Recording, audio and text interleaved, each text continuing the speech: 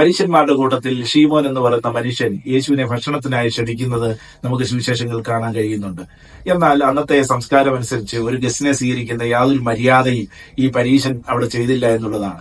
യേശുവിന്റെ കാലിന് വെള്ളം കൊടുത്തില്ല, അതുപോലെ യേശുവിനെ ചുംബനത്താൽ സ്വീകരിച്ചില്ല. എന്നാൽ അവിടെ ക്ഷണിക്കപ്പെടാത്ത ഒരു സഹോദരി അവിടെ കടന്നു വന്ന് യേശുവിന്റെ പാദത്തെ കണ്ണീർ കൊണ്ട് നനച്ചിട്ട് അവളുടെ മുടി കൊണ്ട് അതിനെ തുവർത്തുന്നത് കാണാൻ കഴിയുന്നുണ്ട്. അവളുടെ പരിമളം അവിടെ നിറച്ചു. അവളുടെ കയ്യിലുണ്ടായിരുന്ന ആകെയുണ്ടായിരുന്ന വെങ്കൽ ഭരണി അവിടെ പൊട്ടിക്കുകയും ആ റൂം മുഴുവൻ പരിമളം കൊണ്ട് നിറയ്ക്കുകയും ചെയ്തു എന്ന് നമുക്ക് കാണാൻ കഴിയുന്നുണ്ട്. അവൾ പാവീനിയായിരുന്ന ഒരു സ്ത്രീ ആയിരുന്നെങ്കിലും അവൾ പാപക്ഷമയ്ക്കായി ദൈവത്തിന്റെ കൃപയിൽ ആശ്രയിച്ചത് കൊണ്ട് അവൾ നീതീകരിക്കപ്പെട്ടവരായി അവൾ കടന്നുപോയി. അവൾ കടന്നു വന്നത് മറ്റുള്ളവരാൽ വിധിക്കപ്പെട്ട ഒരു വ്യക്തിയായി കടന്നു വന്നപ്പോൾ അവൾ നീതീകരിക്കപ്പെട്ടവളായി കടന്നുപോയി എന്നുള്ളതാണ്. നാം പലപ്പോഴും ദൈവത്തിന്റെ സന്നിധാനത്തിൽ വരുന്നത് നാം നീതീകരിക്കപ്പെട്ടവരെന്ന് തോന്നുന്ന നിലവാരത്തിൽ വന്നാൽ പലപ്പോഴും ആ നിലയിൽ നമുക്ക് പോകാൻ കഴിയില്ല.